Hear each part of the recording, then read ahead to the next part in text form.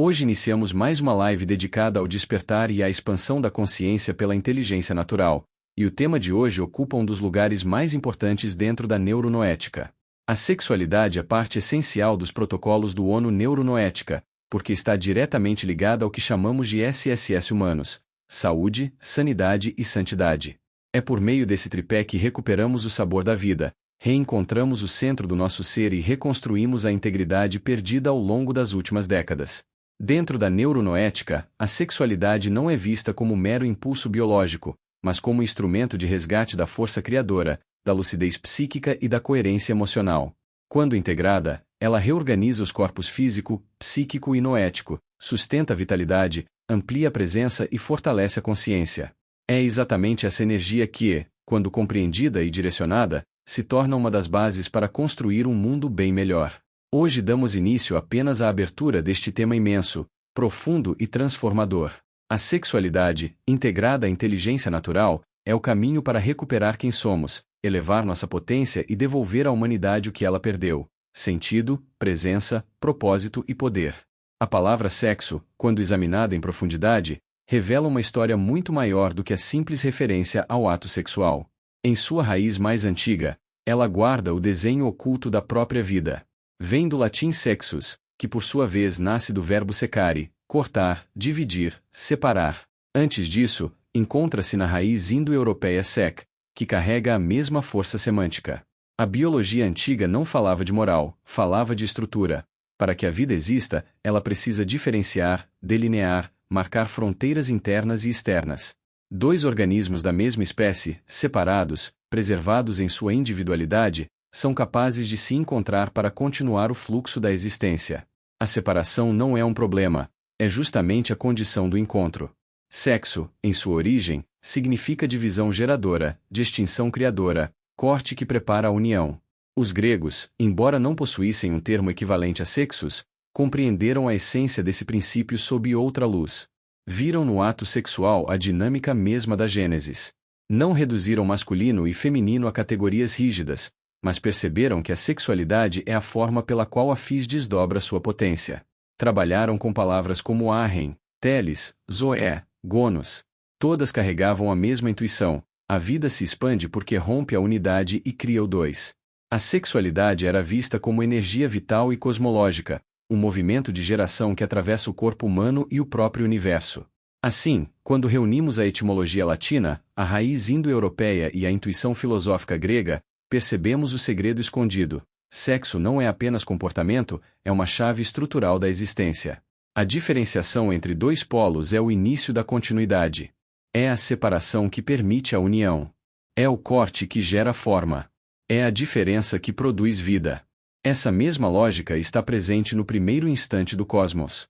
O chamado Big Bang jamais foi uma explosão no sentido comum, mas uma ruptura de unidade. Um estado indiviso, compacto e silencioso separou-se e tornou-se multiplicidade. O universo nasceu por seção. O que a física descreve como expansão da matéria e da energia é, na raiz, o primeiro gesto da vida, a divisão criadora. O uno só se torna universo quando se abre. A unidade só se torna criadora quando se diferencia. O princípio que permite o nascimento das estrelas é o mesmo que depois, no nível biológico, chamamos de sexo. O cosmos inteiro opera por esse mecanismo invisível. A separação inicia o movimento produz complexidade, a complexidade cria consciência. Por isso podemos afirmar, sem metáfora e sem exagero, que sexo é a primeira arquitetura da criação. A vida humana repete em escala íntima o gesto primordial do universo. O ato de separar para unir, romper para gerar, diferenciar para expandir. Quando compreendemos a etimologia, percebemos que a sexualidade humana está enraizada na lógica mais profunda do ser. Tudo começa com uma abertura que transforma silêncio em forma, unidade em diversidade, essência em mundo. O universo inteiro é consequência desse primeiro corte. E a sexualidade, longe de ser apenas um comportamento ou impulso, é a expressão dessa mesma lei que atravessa átomos, organismos e consciências. É o mecanismo da vida, carregado desde o início dos tempos, repetido em cada geração e inscrito no coração do humano. A consciência, quando colocada como anterior à matéria, precisa ser compreendida como algo dinâmico. Uma unidade absoluta, silenciosa e indiferenciada não cria nada. Para haver criação, é necessário que dentro dessa própria unidade surja um contraste, uma polaridade, um intervalo onde o ser possa se ver, relacionar-se consigo mesmo e gerar movimento. A raiz etimológica de sexo revela exatamente essa operação: separar para poder unir, dividir para poder criar. O princípio que, na biologia, permite a reprodução, nasce muito antes do corpo. Ele está inscrito na própria lógica da consciência primordial. A consciência só se torna criadora quando produz dentro de si dois polos complementares. Esses polos não são entidades separadas, mas aspectos distintos do mesmo campo essencial. Quando essa diferença emerge, a relação torna-se possível. E quando a relação, a existência se torna dinâmica. A matéria, a energia, o tempo e o espaço surgem quando esses dois aspectos da consciência passam a se reconhecer. O cosmos inteiro nasce desse vínculo. Se o universo é fruto dessa dança primordial entre unidade e alteridade, então todo ato de criação no plano humano é eco do mesmo processo. A cosmogênese é, estruturalmente, o primeiro ato sexual da existência, porque o sexo, em sua raiz mais profunda, significa justamente isso: corte, separação, tensão criadora. A diferença gera vínculo. O vínculo gera ser. O universo é resultado dessa primeira união entre polos que surgiram de uma única fonte. A natureza inteira é consequência de um gesto etimologicamente sexual, ainda que não biológico. A gnose reconheceu isso há séculos. Suas tradições sempre ensinaram que o cosmos nasce por um processo de separação e reconciliação. A unidade primordial, para tomar consciência de si mesma, precisa criar distinção. Precisa abrir espaço dentro de si. Esse espaço é o primeiro corte. A partir dele surgem dois polos que se observam, se aproximam e, da relação entre eles, emerge uma nova forma de consciência. O ato sexual humano repete esse padrão estrutural.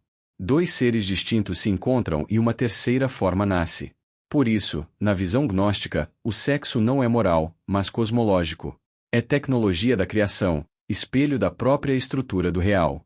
Não é exagero dizer que o sexo é o arquétipo da manifestação. É nele que a consciência revela seu código fundamental.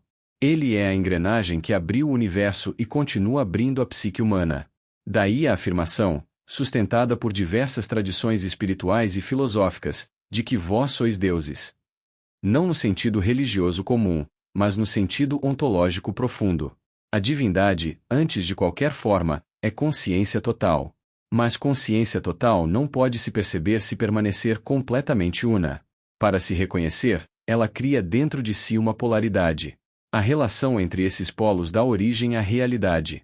O ser humano participa desse mesmo princípio quando realiza o ato sexual. Unir diferenças para gerar vida é repetir o padrão original pelo qual o cosmos emergiu. A sexualidade humana é a manifestação concreta do poder divino de criar. A energia sexual, quando compreendida além do corpo, é a centelha onde o humano toca o absoluto. Ela é a matriz da geração, da expansão da consciência e da continuidade do ser. Tradições antigas reverenciavam essa força não por moralismo, mas por sabedoria. Sabiam que a sexualidade era sagrada porque continha o código da vida e da consciência. Sabiam que na energia sexual mora a capacidade de transformar forma em espírito e espírito em forma. Sabiam que a divindade se expressa através do humano justamente nesse ponto onde a criação se torna possível. Somos deuses porque portamos em nós esse princípio. A biologia é apenas o cenário. O fundamento é cósmico. A estrutura da vida começa muito antes da consciência adulta, antes do desejo, antes da linguagem e antes de qualquer construção cultural. O primeiro ato sexual do ser humano acontece no interior de uma única célula. O óvulo representa o campo material primordial, a matriz silenciosa onde tudo está potencialmente contido. Ele é completo em potência, mas não em movimento. O sêmen traz o impulso, a informação, a centelha ativa que desperta o óvulo, divide-o e inaugura a trajetória da vida. Quando o espermatozoide toca o óvulo, não ocorre apenas fecundação, mas o gesto essencial da sexualidade em sua forma mais pura, a divisão. O sexo, em sua raiz mais profunda, sempre foi divisão criadora. A célula inicial se rompe, duplica-se e inicia o processo que, ao se multiplicar em 4, 8, 16, 32 e assim sucessivamente, repete em escala microscópica o mesmo movimento que originou o universo. O que a consciência primordial fez ao se separar para criar o cosmos, a célula humana faz ao se partir para gerar um organismo. A mesma lógica aparece em todas as escalas da existência. O óvulo oferece o campo da matéria. O sêmen oferece o impulso da consciência que ativa a diferenciação. Esse princípio é idêntico ao ato cósmico fundamental. A unidade se rompe para se tornar multiplicidade. A sexualidade humana não começa na adolescência nem no desejo adulto, mas no instante em que uma célula decide se dividir. A sexualidade, portanto, não é um apêndice biológico. É a lei organizadora da vida desde o primeiro momento.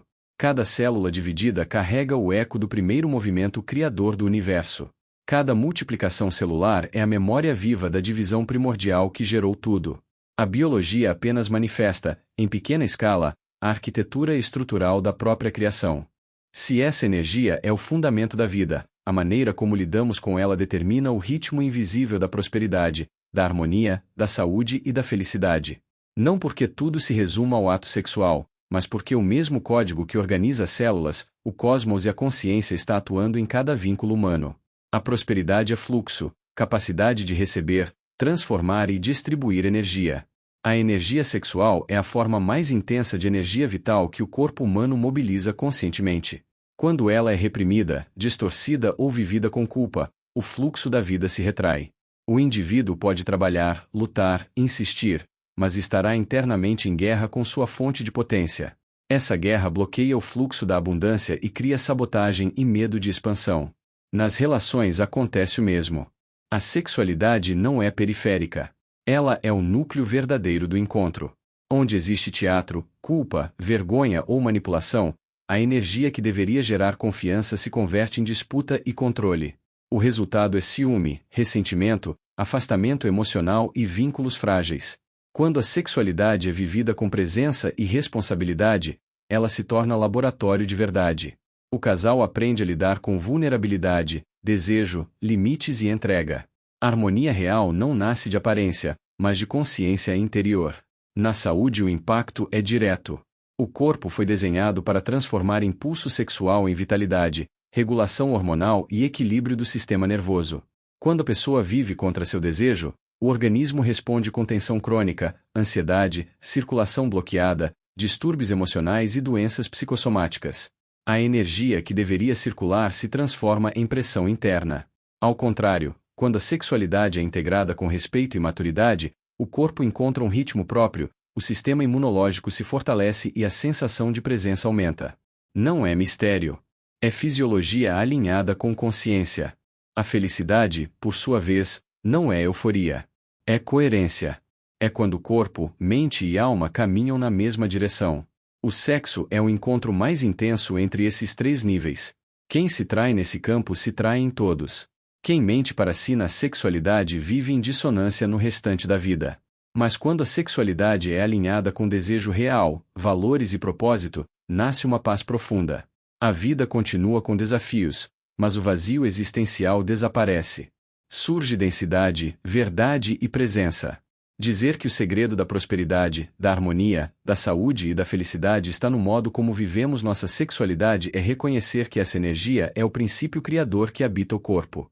Pode-se reprimi-la, distorcê-la, vendê-la como produto ou viver sua potência de forma consciente. A estrutura é sempre a mesma. O que muda é o grau de lucidez com que a pessoa se relaciona com sua própria fonte de vida. Quando a sexualidade é reduzida a pecado, descarga ou entretenimento, o ser humano se afasta de si mesmo. Quando reconhece que ela expressa o mesmo movimento que fez surgir o universo, ela se torna chave prática para reorganizar a vida inteira. O dinheiro passa a ser extensão de um fluxo energético, as relações se tornam espaço de crescimento verdadeiro, a saúde torna-se sensação de presença e a felicidade se revela como coerência entre interior e exterior. A base permanece idêntica em todas as camadas da existência. A célula se divide, o corpo se forma, a consciência desperta, o desejo surge. Tudo isso expressa um único código. O que chamamos sexo é a porta pela qual a força criadora atravessa a experiência humana. E o que fazemos com essa porta define o tipo de vida que somos capazes de construir.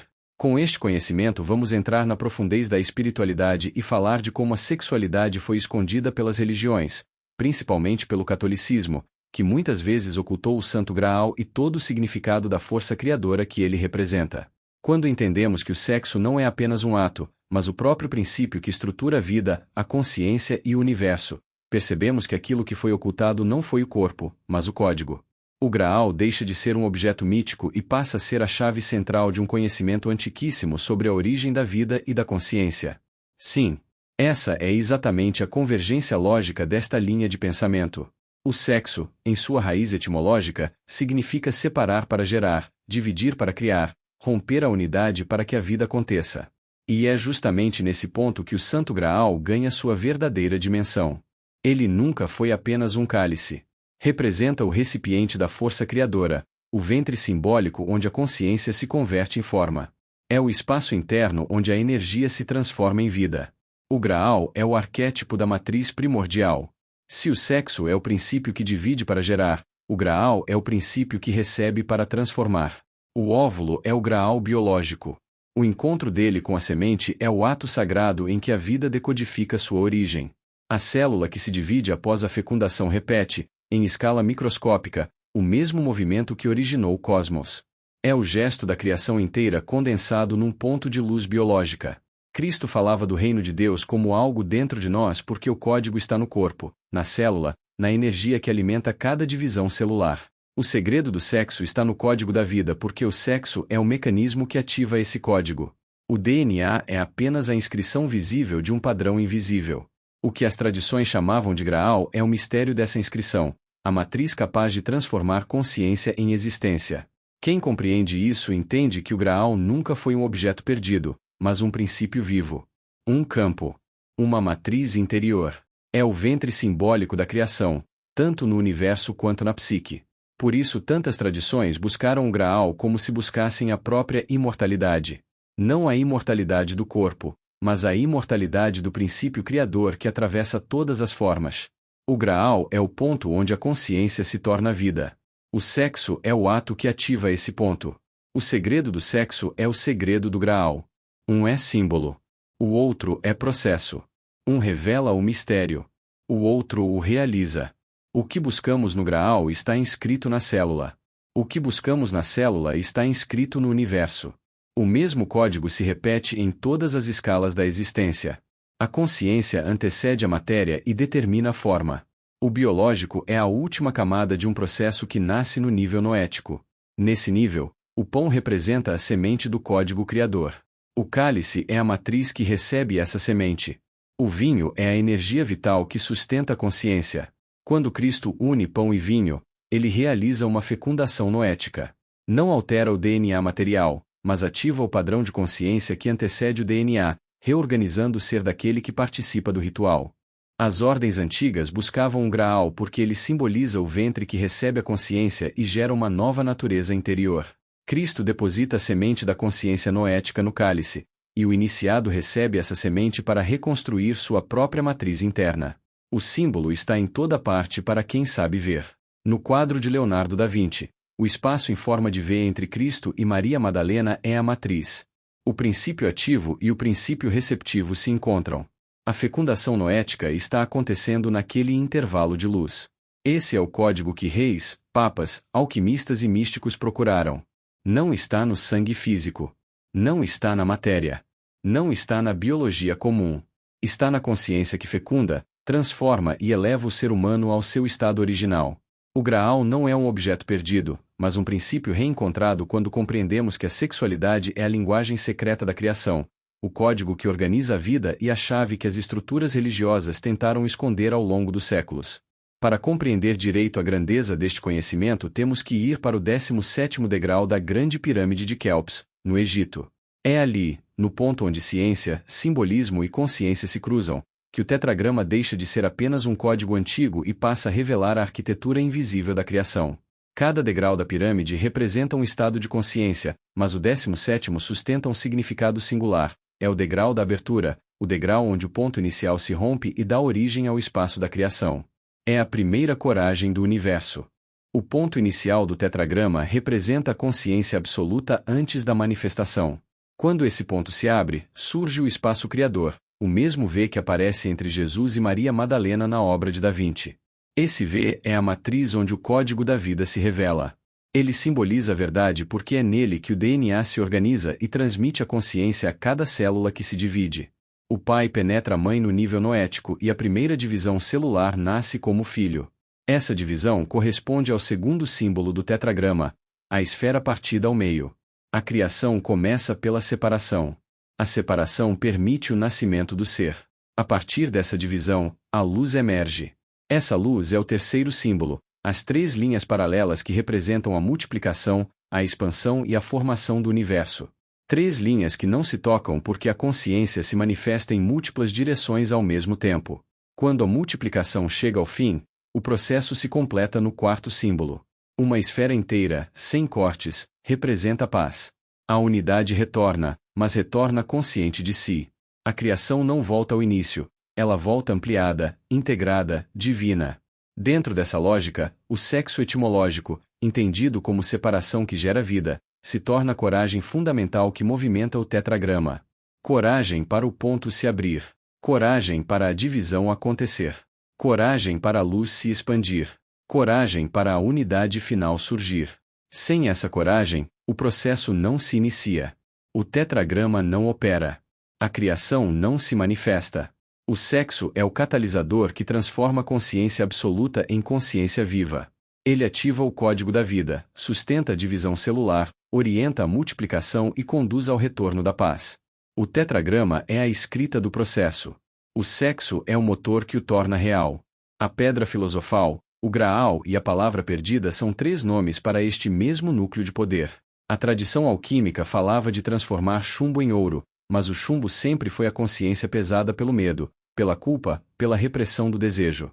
O ouro é a consciência livre, integrada, luminosa, que reconhece no sexo o princípio divino da criação. A pedra não é objeto. É o ponto em que corpo, desejo, amor e espírito se reconciliam em um único eixo de verdade. O Graal é o ventre que recebe o código da vida. É o cálice que guarda a energia da consciência criadora. Quando o Graal foi separado da sexualidade, o segredo se perdeu. O sistema fez exatamente isso. Transformou o sexo em culpa, pecado ou mercadoria. Cortou o caminho direto entre energia sexual e expansão da consciência. O resultado é um ser humano dividido. O desejo é empurrado para o subterrâneo ou para o consumo. A espiritualidade é empurrada para o abstrato, longe do corpo. A pedra filosofal desaparece porque o ponto que unia matéria e espírito foi escondido. A palavra perdida é o nome do código que fazia tudo funcionar. Palavra aqui é vibração original. É comando criador. É o DNA noético que orienta a divisão celular, a formação do ser e o retorno à unidade. Quando a palavra é esquecida, o tetragrama não se completa. O ponto não se abre com coragem. O V da fecundação é demonizado. A divisão celular como ato sagrado é reduzida a simples biologia. A luz que multiplica é desviada para sistemas de controle. A esfera da paz não se manifesta na experiência humana. É por isso que o sistema teme o sexo consciente. Não o sexo compulsivo, nem o sexo reprimido, mas o sexo entendido como pedra filosofal, como Graal interno. Porque um ser humano que compreende que seu corpo é cálice, que seu desejo é força criadora, que sua consciência antecede a matéria e que o ato sexual é continuidade da cosmogênese se torna impossível de controlar. Ele deixa de ser massa de manobra. Ele deixa de viver pelo medo. Ele desperta. Ele transmute. Ele se liberta. As estruturas que comandam o mundo precisaram esconder essa verdade. Separaram Eros de espírito. Separaram Graal de corpo. Separaram amor de prazer. Separaram ciência de consciência. A palavra perdida é a chave que reconecta tudo. Quando se diz que a pedra filosofal foi perdida, que o Graal foi escondido e que a palavra se calou, o que se está dizendo é que o segredo do sexo como código da vida foi trancado, distorcido, fragmentado e entregue ao povo apenas como dogma, proibição ou pornografia. O conhecimento verdadeiro, porém, sempre retorna. No 17º degrau da pirâmide, no interior do tetragrama, na matriz entre Cristo e Madalena, no ventre simbólico do Graal, na célula que se divide, na consciência que desperta, o segredo permanece vivo.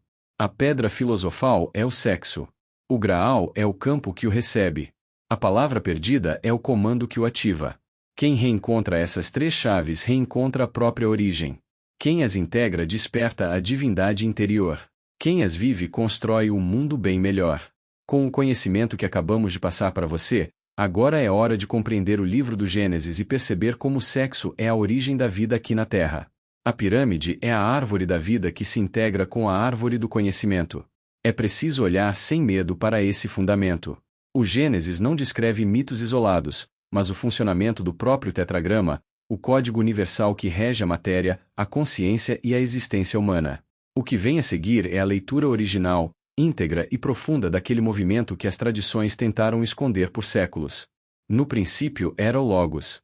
O Logos é a consciência antes da forma, a fonte silenciosa que ainda não se dividiu. Quando ocorre a primeira separação, a unidade absoluta se abre em dois polos. Essa abertura forma as duas hastes que sobem ao cosmo e revelam a verdade. Esse é o primeiro movimento do tetragrama. A verdade é o V que nasce dessa divisão, o espaço sagrado onde o código da vida se manifesta. Da união desses dois polos surge o Filho. O Filho é Sofia, a sabedoria que equilibra os opostos e estabelece a justiça. A justiça é o eixo que sustenta o universo.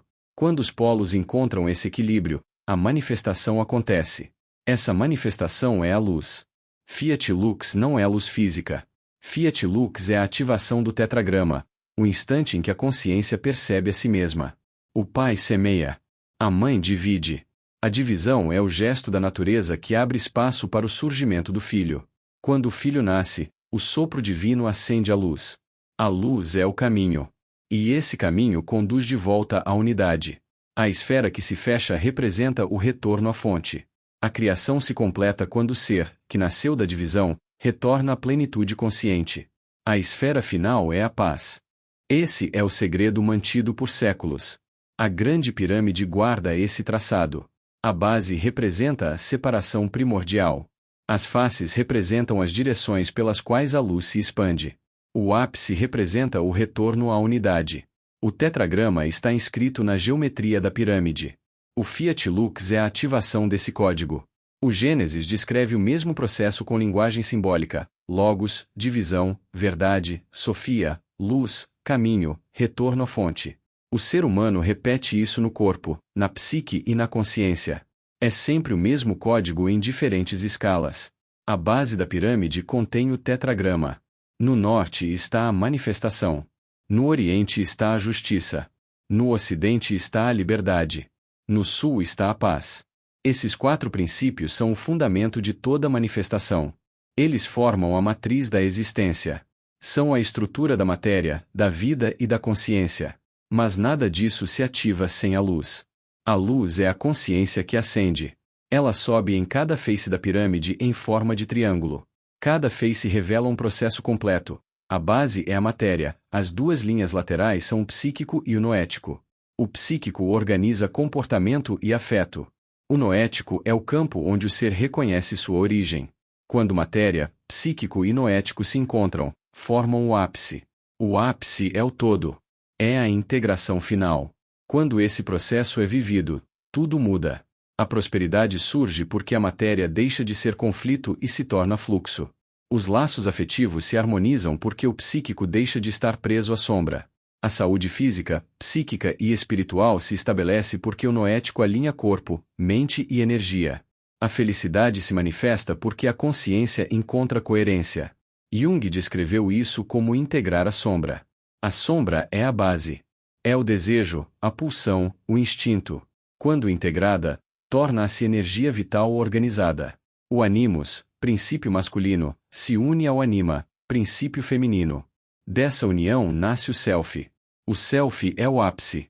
É a luz que retorna ao todo. O segredo para que isso aconteça é o sexo. O sexo é a força que movimenta o tetragrama.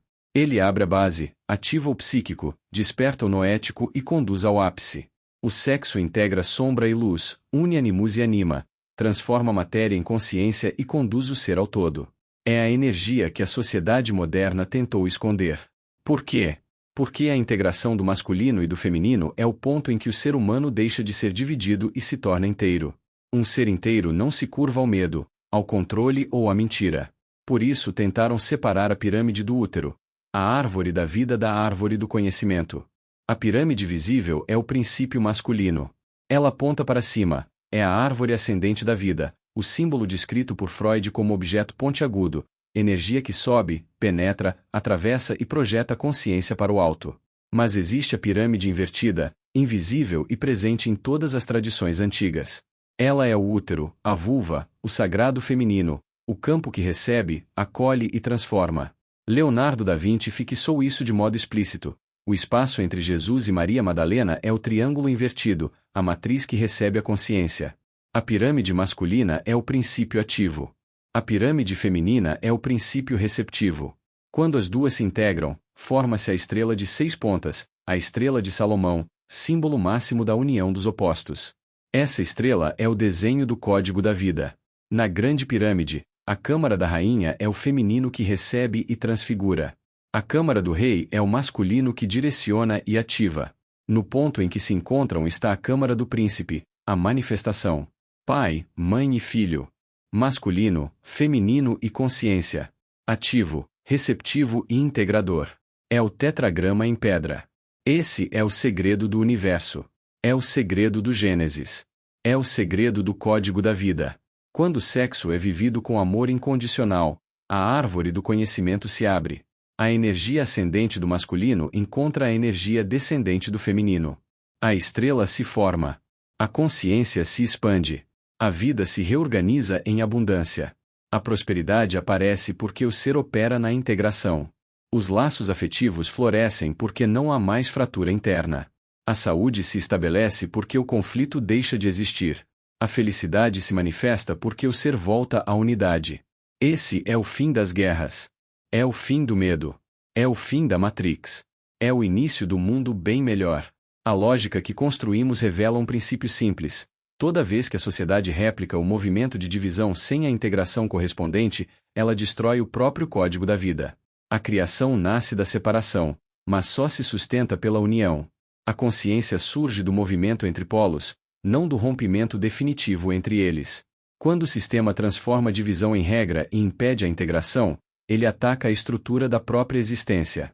O divórcio moderno, quando se torna padrão cultural e não consequência excepcional, separa pai e mãe e cria filhos fragmentados porque eles perdem o espelho da união dos opostos. A criança passa a carregar o complexo de origem-partida. Isso gera insegurança afetiva, dificuldade de vinculação, carência e medo da intimidade. A matriz do V se rompe e o tetragrama não se completa. A filosofia Vogue, ao separar homens e mulheres, heteroafetivos e homoafetivos, brancos e pretos, direita e esquerda, cria identidades isoladas e competitivas. A divisão se torna fim em vez de início. O resultado é o oposto da consciência. É a multiplicação da sombra. O mundo deixa de ser um campo de complementaridade e se torna um campo de guerra entre fragmentos desconectados. A separação ecológica faz o mesmo. O humano, princípio ativo, é desconectado da natureza, princípio passivo. Quando isso acontece, o fluxo vital se interrompe. O masculino perde direção. O feminino perde fertilidade. A vida perde ritmo. Surge o vazio, o colapso ambiental e a sensação coletiva de desorientação. A pirâmide perde sua base porque o tetragrama deixa de operar. As religiões reforçaram essa divisão ao separar homens e mulheres nos templos, colocando o clero como único ponto de integração. Isso inverte o código da vida. A união dos polos é reservada a poucos, enquanto a massa é mantida na separação permanente. Quando masculino e feminino são impedidos de coexistir no mesmo espaço sagrado, a consciência não acende. O ápice não se forma. O self não nasce. A luz não se acende. O resultado histórico dessa lógica é um mundo bem pior. Um mundo onde a divisão foi transformada em política, moral, religião, economia e cultura. Um mundo onde o princípio criador do universo foi substituído pelo princípio da fragmentação. Um mundo onde o ser humano vive em guerra consigo mesmo porque perdeu o código da integração. A Matrix atual é construída sobre a separação dos opostos. A prosperidade desaparece. A saúde se divide em corpo e mente. Os afetos se tornam descartáveis. A felicidade se torna promessa futura. Tudo isso nasce da mesma raiz. A sociedade atual esqueceu o V da fecundação, esqueceu a estrela de Salomão, esqueceu a união das pirâmides, esqueceu o tetragrama, esqueceu a consciência e principalmente esqueceu o sexo como força de integração. Quando o sexo é dividido, o mundo se divide. Quando o sexo é integrado, o mundo se cura.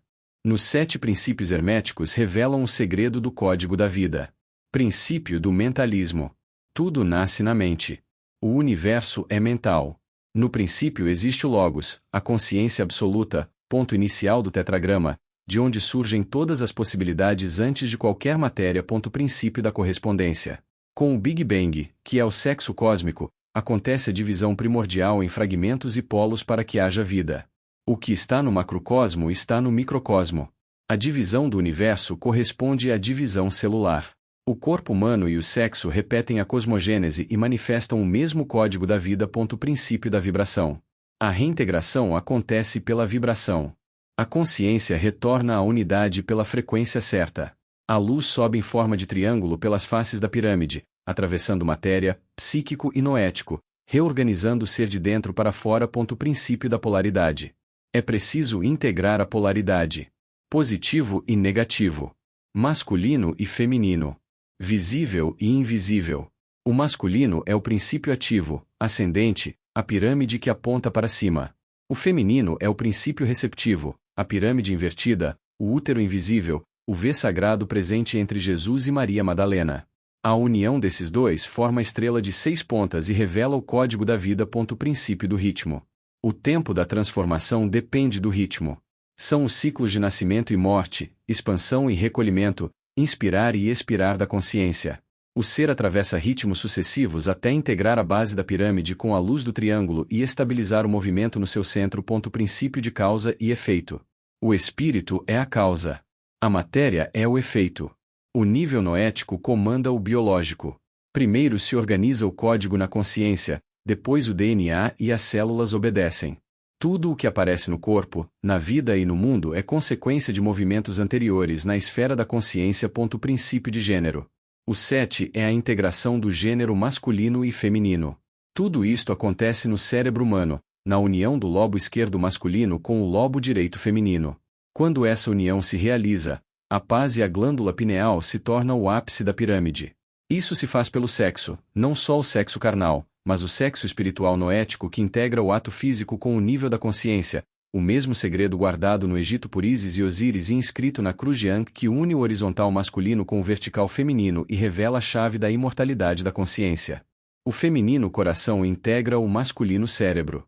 Quando essa união acontece, o sistema nervoso simpático, de natureza masculina, e o parasimpático, de natureza feminina, deixam de atuar como forças separadas e entram em coerência. Dessa integração nasce um campo sutil, um plasma interno, que se manifesta na aura como luminosidade organizada. Essa organização é a lei da simpatia universal, que é a própria lei da sexualidade universal, o movimento de atração que governa todas as formas de vida. Quando esse campo se acende, o ser passa a atrair prosperidade, porque seu fluxo interno deixa de estar dividido. Os laços afetivos se tornam harmoniosos, porque não há mais guerra entre o masculino que deseja e o feminino que recebe. A saúde física se estabiliza porque o corpo deixa de lutar contra a própria energia. A saúde psíquica surge porque o inconsciente se alinha ao consciente. A saúde espiritual aparece porque a luz interior encontra seu eixo. E quando todos esses níveis se integram, nasce a paz, que é o estado natural da felicidade. Esse é o segredo guardado por séculos na Grande Pirâmide. O conhecimento de que o ser humano só alcança seu potencial quando integra as duas naturezas dentro de si. Por isso a esfinge advertia: decifra-me ou serás devorado. Quem não integra é devorado pela própria divisão. Quem integra desperta. Quem tem ouvidos para ouvir, que ouça. Depois desta introdução filosófica vamos compreender um pouco a história da sexualidade e o seu desenvolvimento durante as épocas. A história do sexo acompanha a própria história da humanidade, mudando conforme culturas, mitos, religiões, economias e formas de poder se transformaram. A sexualidade nunca foi apenas biologia, sempre foi força simbólica, espiritual, social e política. Nas primeiras sociedades tribais, o sexo era visto como parte da natureza. Fertilidade, prazer e reprodução se misturavam em rituais que celebravam a terra, o feminino e o ciclo da vida. O corpo não era motivo de culpa, era a extensão do cosmos. As deusas-mãe dominavam o imaginário, e a sexualidade era relacionada à abundância e continuidade da comunidade. Com o surgimento das grandes civilizações, o sexo passou a ser regulado pelo poder. No Egito, na Mesopotâmia, na Grécia e em Roma havia liberdade e rituais, mas também regras que protegiam linhagens, heranças e papéis sociais. A prostituição sagrada e os templos ligados à fertilidade conviviam com normas rígidas para garantir a ordem familiar. O erotismo era celebrado, mas sempre observado pelo Estado e pela religião. O mundo grego trouxe uma visão complexa. O prazer fazia parte da vida, e relações entre homens e mulheres, assim como entre homens mais velhos e jovens, tinham função educativa, estética e filosófica. A sexualidade era vista como o caminho para a beleza, a virtude e o conhecimento, ainda que limitada por estruturas sociais específicas. O Império Romano ampliou a liberdade nos hábitos, mas usou o sexo como instrumento político. O corpo servia para prazer, afirmação de poder e desigualdades sociais. Havia uma tensão constante entre indulgência e disciplina moral. Com o avanço do cristianismo e a queda de Roma, a Idade Média transformou radicalmente o olhar sobre o sexo. O corpo passou a ser associado ao pecado, e a sexualidade foi confinada ao casamento e à reprodução. O erotismo tornou-se perigo espiritual, e o desejo, algo a ser controlado. Foi o período mais repressivo, marcado por culpa e vigilância moral. A partir do Renascimento, a redescoberta do corpo e da natureza trouxe uma nova luz à sexualidade. Literatura, arte e filosofia recuperaram o erotismo como expressão humana legítima. Ainda assim, a moral religiosa seguia forte. No século XIX, o surgimento da ciência, da medicina e da psicanálise mudou o mapa. O sexo se tornou objeto de estudo, diagnóstico, disciplina e controle. O que antes era pecado virou patologia, e o corpo passou a ser vigiado por médicos, educadores e instituições. A sexualidade virou parte da engenharia social. O século XX trouxe a revolução sexual com anticoncepcionais, cinema, arte e maior liberdade. Ao mesmo tempo, novos mecanismos de controle nasceram: indústria pornográfica, publicidade, performance, dopamina das telas, consumo e solidão urbana. A sexualidade foi liberada no discurso, mas esvaziada em profundidade. Hoje vivemos o paradoxo máximo: excesso de exposição e escassez de intimidade. Liberdade aparente e desejo fragmentado. Corpos disponíveis e vínculos frágeis. A história do sexo mostra que cada época molda a sexualidade de acordo com seus interesses. Em todas elas, o sexo sempre foi mais do que um ato, foi linguagem, poder, espiritualidade e caminho de consciência. Mas se aprofundarmos nas outras civilizações, percebemos que o sexo nem sempre foi utilizado como massa de manobra. Ele foi, em muitos povos, força sagrada, ponte para o divino e tecnologia espiritual.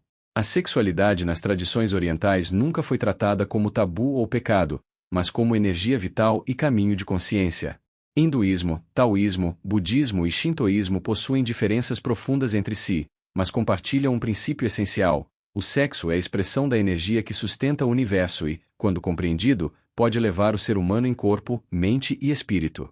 O Tantra e a Kundalini surgem como sínteses poderosas dessa visão ampliada, onde o erotismo é instrumento de transformação interior. No hinduísmo, a sexualidade é parte do Dharma da vida.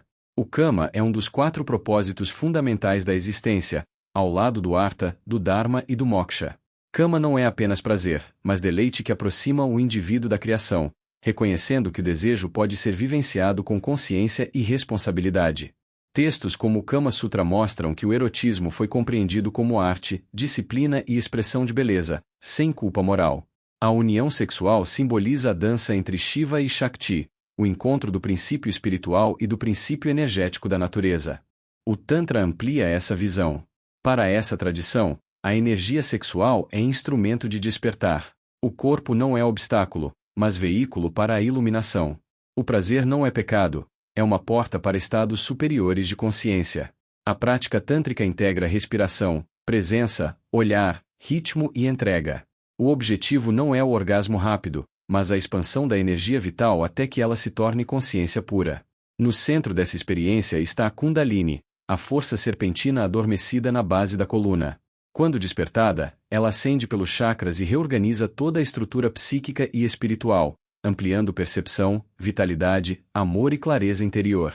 No taoísmo, A sexualidade é vista como o fluxo natural da energia vital, o Qi. Yin e Yang se encontram no corpo humano da mesma forma que se encontram no cosmos. O sexo é a harmonia dessas polaridades, não apenas fonte de prazer, mas medicina interna. Textos taoístas antigos tratam da circulação da energia sexual para preservar longevidade, força e equilíbrio mental. A ejaculação masculina é regulada para evitar dispersão da energia vital, enquanto a mulher é considerada naturalmente mais próxima da plenitude energética. O taoísmo busca transformar prazer em vitalidade e vitalidade em sabedoria.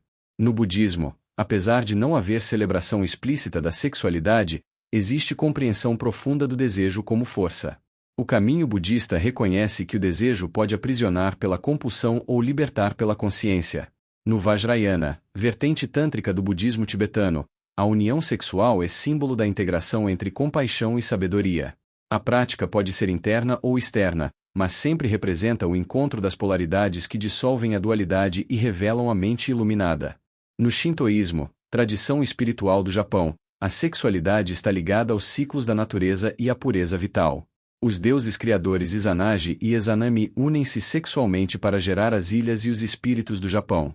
O sexo é manifestação da força criadora divina, expressão da continuidade entre o humano e os kami. Não há culpa, apenas reverência pelo corpo e pelos ritmos da vida. Em todas essas tradições, o sexo é porta de expansão e não de queda. A energia erótica é ponte entre o visível e o invisível, entre o corpo e a consciência, entre o humano e o divino. Enquanto o Ocidente fragmentou o erotismo, o Oriente o integrou como força de vida. No Tantra, o prazer é meditação. Na Kundalini, é ascensão. No Tão, é harmonia. No Budismo, é caminho de lucidez. No Shintoísmo, é criação e vínculo com o cosmos. A sexualidade, vista com consciência, torna-se uma das maiores tecnologias espirituais já concebidas pela humanidade. Entre cátaros, celtas e druidas, a sexualidade também não era tratada como tabu, pecado ou propriedade de instituições religiosas. Nessas culturas, o erotismo era parte de uma visão espiritual integrada, onde corpo, desejo e transcendência caminhavam juntos. Os cátaros, florescidos no sul da França entre os séculos XII e XIII, defendiam a pureza interior e distinguiam sexualidade consciente de sexualidade aprisionadora. Práticas amorosas que não resultassem em procriação eram vistas com naturalidade, pois o problema não era o prazer, mas a repetição cega que prendia almas à matéria. Entre os celtas, a sexualidade estava profundamente associada à natureza. O corpo era extensão da terra e o desejo, expressão da energia criadora que circulava em rios, florestas e templos naturais. Nos festivais de Beltane, masculino e feminino uniam-se como rito de fertilidade, abundância e renovação. A mulher era guardiã do sagrado feminino, o homem, expressão da energia protetora e vital. O sexo era ritual, bênção, pacto. Os vínculos eram renovados anualmente e vividos com liberdade e responsabilidade, sem culpa ou vergonha. Os druidas viam a sexualidade como mistério sagrado que conectava o humano ao divino. A união sexual era a força capaz de abençoar colheitas, proteger comunidades e despertar dons espirituais. A energia vital gerada no encontro erótico era magia, cura e iniciação. Em alguns rituais, práticas eróticas eram conduzidas para expandir consciência, não para profanação. Um homem e uma mulher em união consciente eram considerados canais de energia primordial. Cátaros, celtas e druidas sabiam que a sexualidade é força que precisa ser compreendida, não reprimida. Quando vivida com consciência, gera clareza interior, vitalidade e visão espiritual. O erotismo, para esses povos, é linguagem da alma e poder criador. Ao recuperar essa compreensão, resgatamos uma dimensão perdida da história humana, o sexo como caminho de sabedoria, integração e liberdade interior. Entre os sufis, a sexualidade nasce de uma compreensão profunda do amor como força cósmica. O desejo humano é reflexo do desejo divino. A busca pelo outro é símbolo da busca da alma pelo uno. Para os mestres sufis, todo amor é símbolo do amor maior. A atração não é apenas impulso do corpo, mas movimento da alma tentando recordar sua origem. O prazer é faísca da alegria primordial que sustentou a criação. Rumi comparava o desejo erótico ao anseio místico. Ambos queimam ilusões e purificam o coração. O corpo é porta, mas não destino. A energia vital despertada no erotismo precisa acender a consciência, transformando-se em luz interior. A sexualidade, para os sufis, é linguagem da alma. O desejo é mensageiro. A paixão é revelação. A união é meditação. Quando dois seres se encontram sem posse, sem ego e sem medo, experimentam um vislumbre do Tavid, a unidade essencial do cosmos. A energia que normalmente se dispersa é elevada. O erotismo consciente ilumina. A paixão revela. Quando o amor e o erotismo se tornam ponte para o divino, o ser humano desperta para sua natureza mais profunda e recorda que, antes de existir mundo, já existia o amor como fundamento de tudo. Vamos agora ver os principais escritores que falam do tema, integrando suas visões de forma contínua, coerente e profunda, para compreender como cada um deles revelou fragmentos da mesma verdade sobre o desejo, o corpo, a alma e a sociedade. Immanuel Kant, nascido em 1724 em Königsberg, então Prússia, hoje Kaliningrado, Rússia, e falecido em 1804 na mesma cidade, abordou o sexo sob o prisma da ética, especialmente na fundamentação da metafísica dos costumes. Para ele, o impulso sexual tende a transformar o outro em objeto. O desafio moral é impedir essa objetificação e reconhecer o outro como fim em si mesmo. A sexualidade consciente, portanto, é também um exercício ético. Ela exige maturidade, respeito e responsabilidade, e não mero instinto ou consumo. Helena Blavatsky, nascida em 1831 em Ekaterinoslá na Ucrânia e falecida em 1891 em Londres, ensinava que o sexo é a primeira manifestação da força criadora do universo, a mesma potência que move a consciência e estrutura o código da vida. Para ela, a energia sexual não era mero impulso biológico, mas um princípio cósmico que pode elevar ou aprisionar o ser humano conforme o modo como é vivido. Nesse entendimento, o ato sexual revela dimensões ocultas da própria natureza humana, mostrando como essa energia molda a mente, influencia escolhas e expõe verdades profundas que muitos evitam enxergar. Baruch de Spinoza, nascido em 1632 em Amsterdã, nos Países Baixos e falecido em 1677 na mesma cidade, via o sexo como uma das expressões mais puras do conatus, a força vital que impele cada ser a expandir sua própria potência de existir. Para ele, o desejo não era algo a ser reprimido, mas a voz íntima da natureza buscando maior liberdade. A energia sexual, quando vivida com lucidez, rompe ilusões, dissolve medos e revela quem realmente conduz a vida. Spinoza enxergava no ato sexual uma dinâmica que pode levar à alegria de viver ou aprisionar na confusão, dependendo da clareza interior de cada um. Assim, o sexo deixa de ser apenas impulso e se torna um espelho que mostra o quanto cada pessoa aceita ou rejeita a própria força, trazendo à tona verdades profundas que muitos tentam esconder de si mesmos.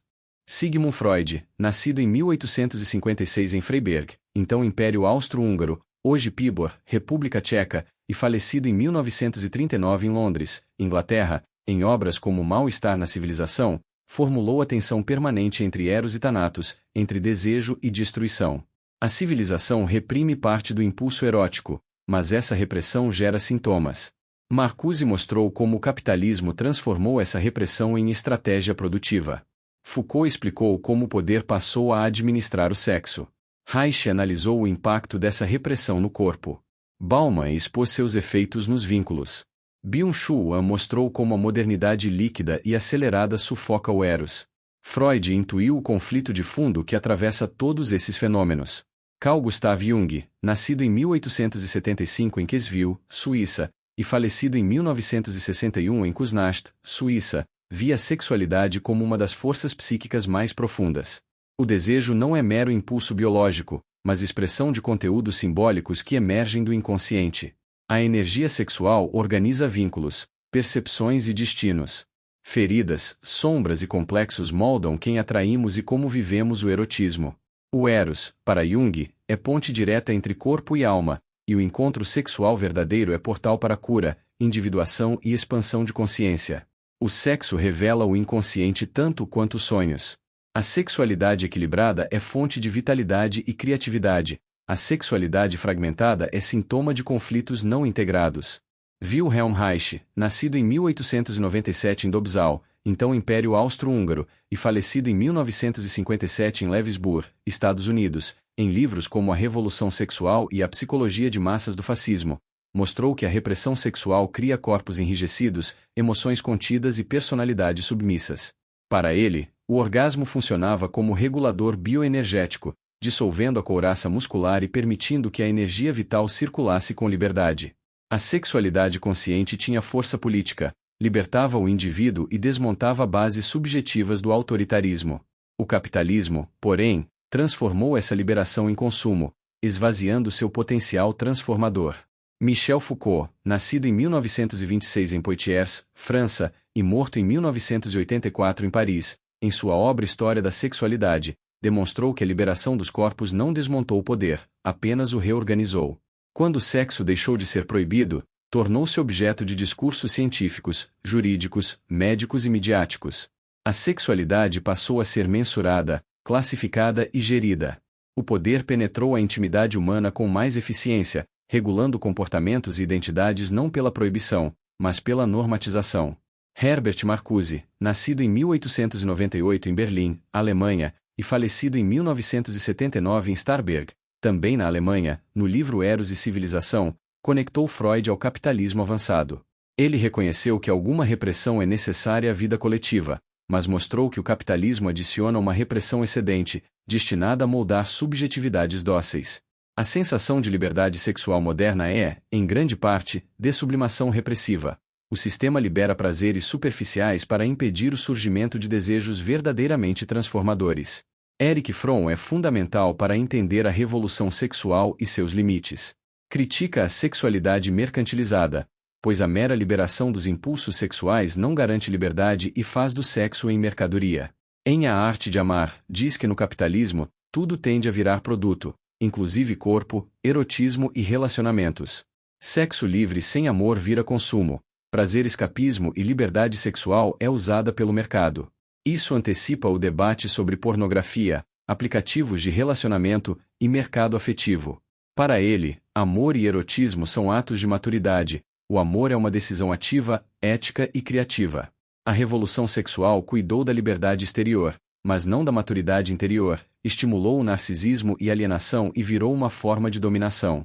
Propõe uma ética erótica humanista, não puritana, e sim uma força vital, expressão criadora e energia de ligação profunda entre pessoas. Zygmunt Bauman, nascido em 1925 em Poznan, Polônia, e falecido em 2017 em Leeds, Inglaterra, no livro Amor Líquido, mostrou como essa dinâmica afeta os vínculos humanos. Na modernidade líquida, nada permanece. Relações se tornam frágeis, ansiosas e descartáveis. O outro vira uma opção entre milhares. A promessa de liberdade transforma-se em medo da intimidade e medo da solidão ao mesmo tempo. A sexualidade, exposta a um excesso de possibilidades, torna-se instável e emocionalmente esvaziada. Byung-Chul Han, nascido em 1959 em Seul, Coreia do Sul, e radicado na Alemanha, em obras como Sociedade do Cansaço e Agonia de Eros, revelou o estágio final dessa transformação. A sociedade de desempenho destrói o erotismo porque exige velocidade, transparência e produtividade, todas inimigas do Eros.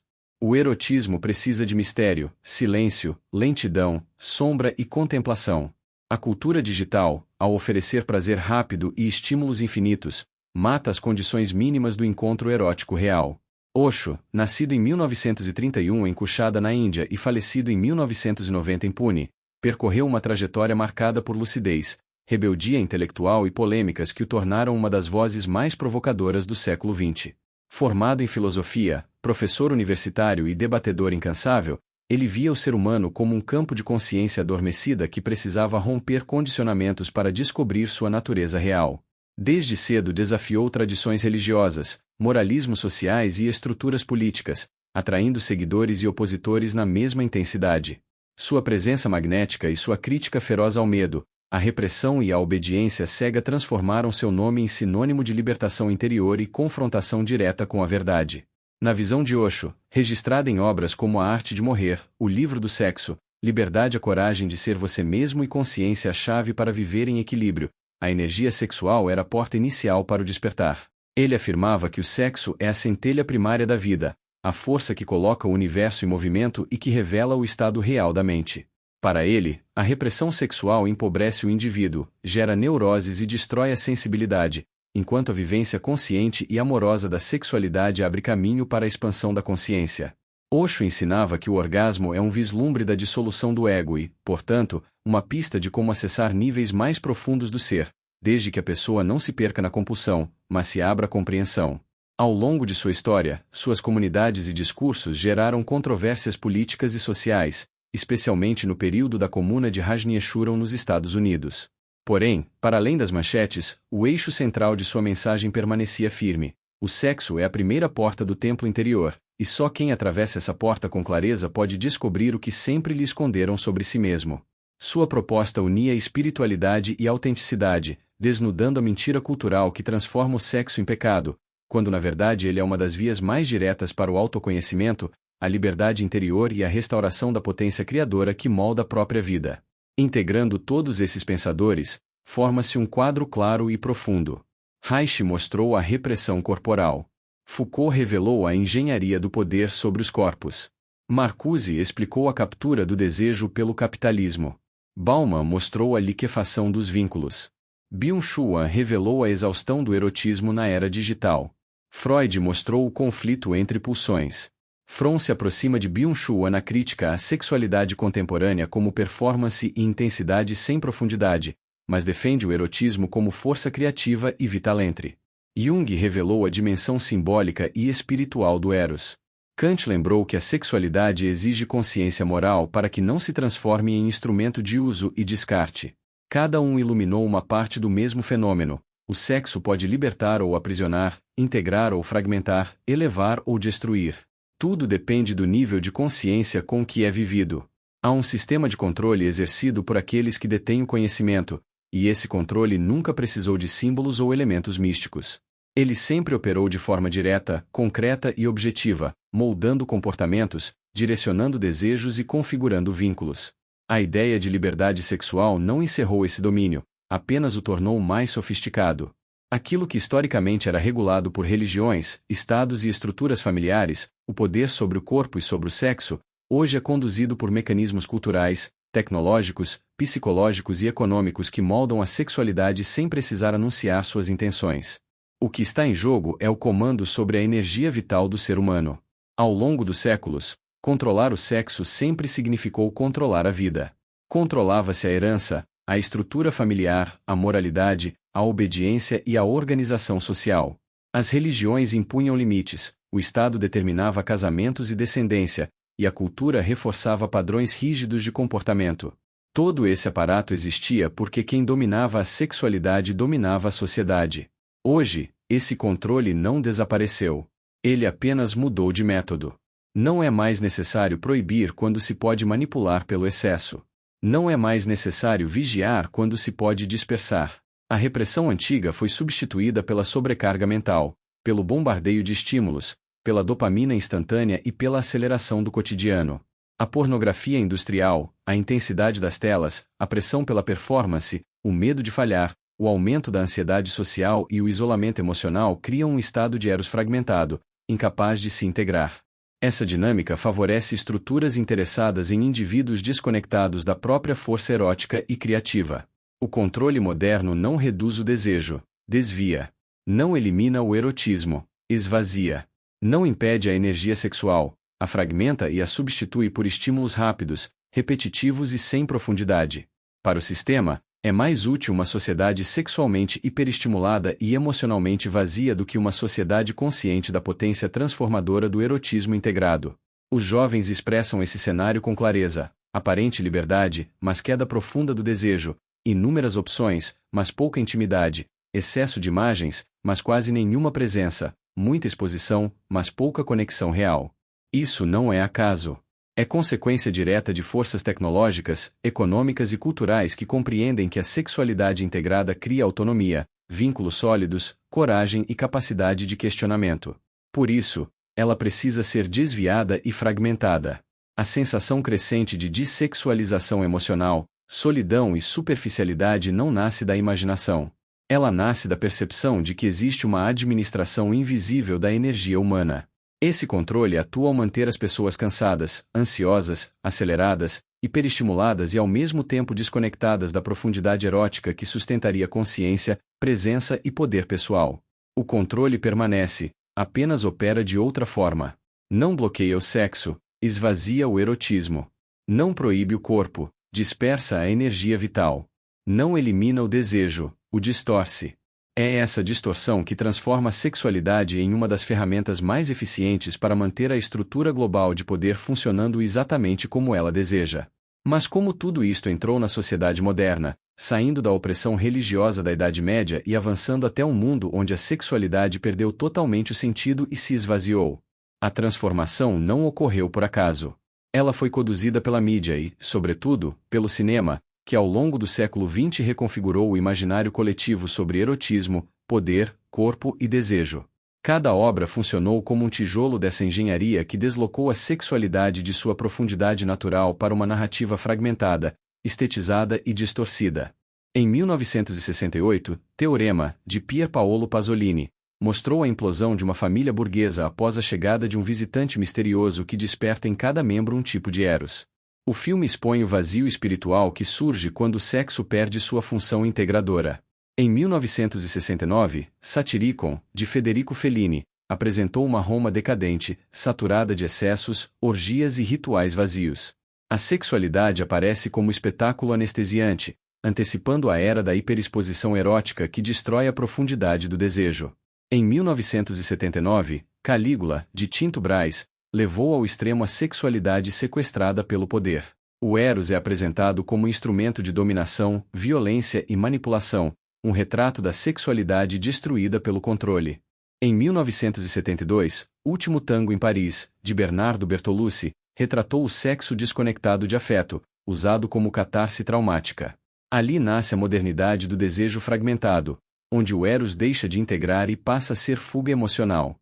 Em 1990, Uma Linda Mulher, de Garry Marshall, remodelou o imaginário amoroso contemporâneo ao unir romance, consumo e mercado. O corpo é convertido em produto emocional e simbólico, criando uma fantasia higienizada que moldou gerações. Em 2011, Shame, Vergonha, de Steve McQueen, mostra as fragilidades de um homem, e acompanha alguns dias de um viciado em sexo. Alguns o consideram um escândalo porque a sexualidade, o consumo e a angústia são explorados com poucos pudores e reservas. Mas, na verdade, trata com naturalidade alguns dos piores sintomas do mundo moderno. Ao longo das décadas, essas obras construíram um novo mapa mental. Cada filme afastou o Eros de suas funções originais de vitalidade, consciência e integração, transformando a sexualidade em espetáculo, produto, fuga ou instrumento de poder. A pornografia ampliou esse colapso. Tornou-se um dos fatores mais devastadores na formação psíquica moderna, especialmente na infância e adolescência. Hoje, a exposição ocorre entre 8 e 11 anos, muitas vezes sem busca ativa, impulsionada por algoritmos de plataformas que lucram com estímulos instantâneos. Mais de 70% dos adolescentes já viram pornografia acidentalmente. O volume de material envolvendo menores cresceu mais de 1000%, segundo o Internet Watch Foundation. Esse bombardeio interfere no eu biológico, afetando percepção corporal e identidade sexual, destrói o eu emocional com ansiedade, depressão e dopamina instável, e compromete o eu social ao moldar relações baseadas em insegurança, artificialidade e performance mecânica. A trajetória de Linda Lovelace, ícone de Garganta Profunda, tornou-se símbolo dessa engrenagem. Depois de deixar o cinema adulto, denunciou coerção, violência e manipulação. Sua história revela a pornografia não como libertação, mas como máquina de captura psíquica, destruição do Eros e desumanização do corpo. Quando esse conteúdo se mistura com tecnologia e algoritmos, produz uma geração sexualmente saturada e emocionalmente vazia, incapaz de integrar a energia vital que deveria gerar consciência e prosperidade. A crise se aprofunda nos casos de pedofilia dentro da Igreja Católica. Durante séculos, o celibato compulsório e a repressão do corpo produziram sombra, não santidade. A instituição criou ambientes onde a sexualidade clandestina se converteu em violência contra crianças. A dimensão global desse horror tornou impossível negar o problema. No Chile, o caso de Fernando Karadima revelou décadas de abusos protegidos internamente. James Hamilton foi uma de suas principais vítimas. A revelação desencadeou um fato sem precedentes na história da Igreja: a renúncia coletiva de todos os bispos chilenos, que entregaram seus cargos ao Papa após serem acusados de acobertamento sistemático. Foi a prova mais clara de que o problema não era individual, mas estrutural. Nos Estados Unidos, o relatório da Pennsylvania Grand Jury de 2018 identificou mais de 300 padres abusadores e milhares de vítimas, revelando décadas de transferência silenciosa de sacerdotes acusados para outras paróquias. Boston tornou-se símbolo desse encobrimento, que persistiu por gerações. Na Irlanda, o relatório Ryan expôs abusos sistemáticos em escolas e instituições religiosas. Na Alemanha, investigações revelaram milhares de casos entre as décadas de 1950 e 2010. Austrália, França, Portugal, Canadá, México e Brasil também produziram relatórios oficiais confirmando o caráter global da violência. O cinema retratou essas revelações com coragem. Spotlight, lançado em 2015, mostrou a investigação do The Boston Globe que expôs séculos de encobrimento. Deliver Us From Evil, de 2006, apresentou depoimentos diretos das vítimas de Oliver Ograd. Dúvida, de 2008, dramatizou o ambiente psicológico e moral que impedia denúncias. Mea Máxima Culpa, de 2012, revelou abusos contra meninos surdos nos Estados Unidos. Filmes europeus e latino-americanos ampliaram a denúncia com narrativas sobre Chile, a Irlanda e a Austrália. Nesses crimes, a pornografia assume sua forma mais brutal. É a pornografia da violação, da profanação do corpo infantil, da destruição completa do sagrado sexual. Quando a sexualidade é reprimida artificialmente, ela desce às sombras e retorna como violência e trauma. O caso Epstein levou essa lógica ao extremo global. Pela primeira vez, ficou evidente uma rede de exploração sexual envolvendo elites financeiras, figuras políticas, membros da realeza, celebridades e empresários de alto nível. Meninas vulneráveis eram aliciadas sistematicamente e levadas às propriedades privadas de Jeffrey Epstein, como sua ilha no Caribe e a mansão em Nova York. Ali funcionava um circuito de abuso, poder e chantagem.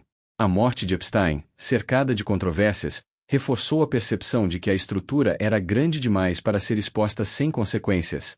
Quando o desejo é arrancado de sua função integradora e transformado em moeda de poder, ele se converte em arma de dominação. É a mesma lógica que atravessa a pornografia, os escândalos religiosos e o colapso moral do entretenimento. O filme Substância dialoga com esse cenário ao expor sociedades que aparentam liberdade, mas escondem mecanismos invisíveis de manipulação emocional e sexual. Ele mostra como o Eros é transformado em espetáculo e produto, afastando o ser humano de sua profundidade. A soma desses fenômenos revela um único ponto central.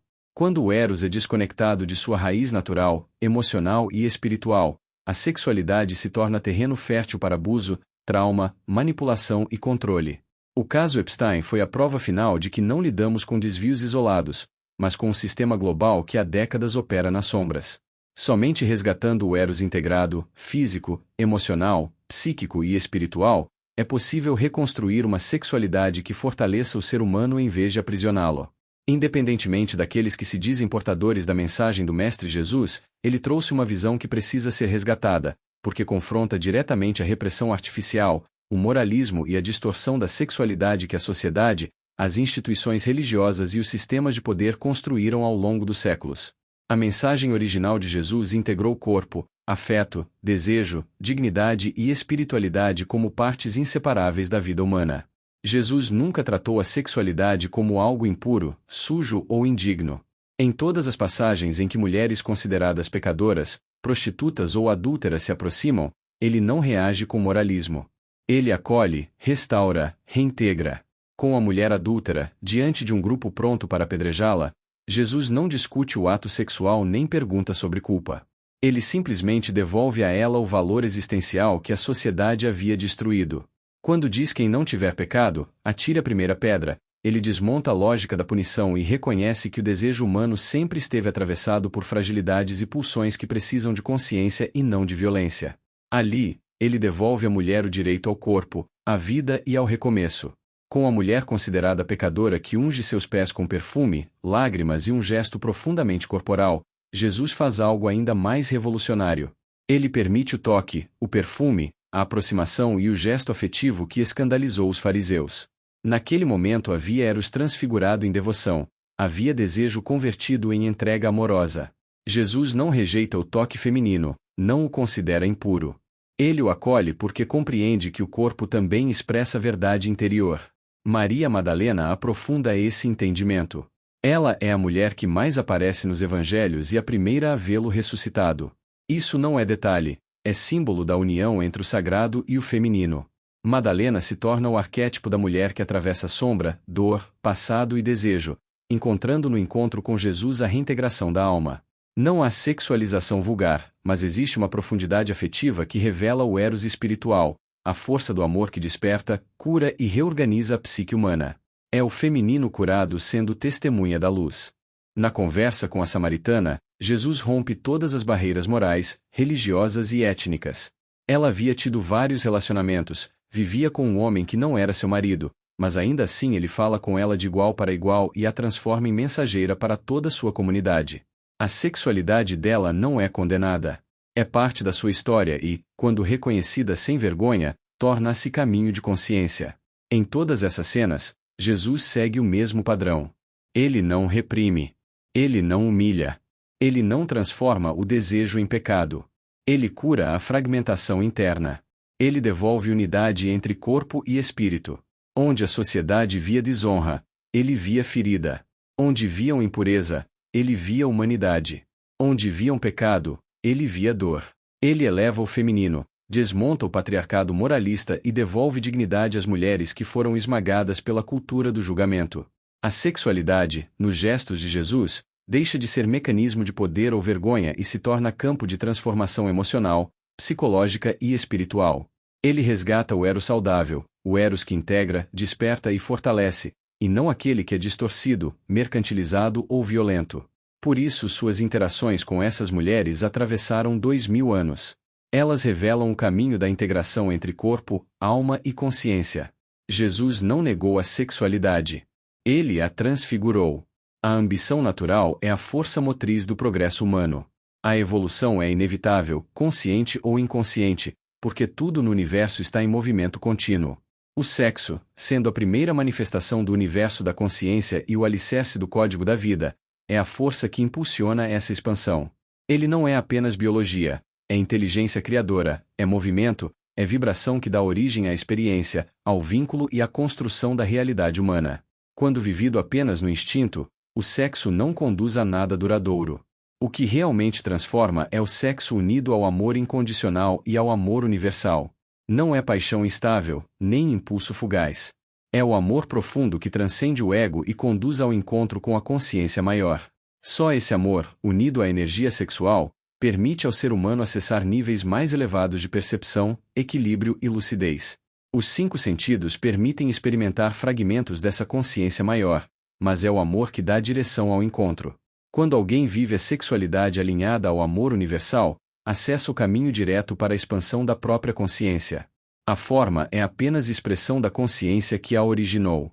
Cada sensação despertada por uma forma, alegria, tristeza, prazer ou incômodo, é liberação de energia, reflexo da inteligência que estrutura o universo. E a forma mais poderosa, a que realmente constrói, é o sexo unido ao amor incondicional. É dessa fusão que nasce a força criativa capaz de gerar novos padrões de percepção, novos comportamentos, novas realidades. Sexo mais amor, eis o fundamento. Existem formas belas e formas dissonantes, escolhas elevadas e escolhas destrutivas. Um corpo belo, uma obra de arte, uma conduta digna expressam níveis mais altos de consciência. Formas distorcidas revelam a desconexão. Mas em todas há movimento, há impulso, há potencial de transformação. Quando duas pessoas com trajetórias distintas encontram uma afinidade profunda, nasce o amor. Suas histórias, suas cargas emocionais, suas formas de percepções se alinham para um propósito maior que o entendimento racional. Pelo sexo vivido com amor verdadeiro, essas pessoas acessam estados ampliados de consciência, elevam a si mesmas e influenciam de maneira positiva o campo onde vivem. O relacionamento se torna sagrado, solene, capaz de liberar energia que transforma o ambiente, inspira mudanças e reorganiza padrões internos. Esse encontro gera uma vibração que impulsiona a evolução, dá sentido à existência e sustenta o trabalho dos grandes mestres da humanidade. É esse êxtase consciente que permite contato com a realidade superior. Sem essa percepção, o ser humano busca desesperadamente no sexo comum, no dinheiro, no status ou na matéria algo que não pode ser encontrado ali. A humanidade desperdiça seu potencial energético em prazeres rápidos, aparências, jogos de poder e ilusões materiais. Sem amor universal e sem consciência, esgota suas forças em si mesma, sem deixar legado, sem criar impacto, sem elevar as gerações futuras. O caminho verdadeiro é o sexo impregnado pelo amor incondicional, porque é nele que se abre a possibilidade de viver o código da vida em sua plenitude. Os chakras funcionam como centros de energia capazes de despertar forças sexuais e espirituais profundas. Desde o Egito Antigo, a serpente erguida simboliza a ascensão da Kundalini, energia que repousa na base da coluna e, quando despertada, percorre o corpo até atingir a consciência superior. Esse despertar não é fantasia, é expansão, lucidez, claridade. Pelo Tantra, pela disciplina e pelos rituais, o ser humano entra em contato com a sua parte mais elevada. O corpo físico não suporta esse estado por muito tempo, e por isso o treinamento é necessário. Quando a percepção se expande, o buscador sente o infinito, perde o medo da morte, compreende sua natureza e experimenta uma espécie de imortalidade interior. Esse conhecimento sempre foi transmitido de mestre para discípulo porque exige pureza, responsabilidade e mudança real de conduta. Arquétipos entram nessa equação como moldes que orientam o comportamento humano. Eles são estruturas invisíveis que organizam atitudes, intuições, pensamentos e relações. Criar, expandir ou reconhecer arquétipos significa alinhar a própria vida com a consciência maior. Cada pessoa é uma ideia viva, que toma forma na matéria através de escolhas, relações e experiências. No convívio humano, os arquétipos se manifestam nas afinidades. Dois seres que se encontram, mesmo carregando suas luzes e sombras, aprendem a se complementar. Onde um é frágil, o outro equilibra. Dessa interação nasce o amor pleno e, nele, um êxtase capaz de expandir ambos. Quando o amor é verdadeiro, ele se torna fonte inesgotável de energia. O sexo comum perde sentido, porque o Tantra revela que um único encontro vivido com amor e consciência equivale a anos de experiências rasas. O prazer das formas, corpo, toque, energia, emoção, marca o ser e pode libertá-lo ou aprisioná-lo. Só quando a individualidade se dissolve em consciência ampliada o ser encontra verdadeira integração. Tudo é consciência manifestada. Tudo é vibração tomando forma. Nada é fixo. Tudo está em processo. Quando a forma se dissolve, o que permanece é a consciência que a originou. É nela que habita a verdade, é nela que vive o código da vida, é nela que reside o poder da criação. E é exatamente aqui que o tema da live ganha força. Quem recupera sua energia sexual sagrada, quem une sexo e amor universal, quem desperta sua Kundalini, quem pensa além da caixa e ativa sua inteligência natural, rompe o sistema de controle, liberta-se da engenharia invisível que manipula o desejo e volta a viver com autonomia, lucidez e poder interno. Sexo consciente não é apenas prazer. É caminho. É expansão. É reconstrução do humano. É reencontro com o código da vida. Seja magnífico. Seja eterno. Seja o amor. E assim é.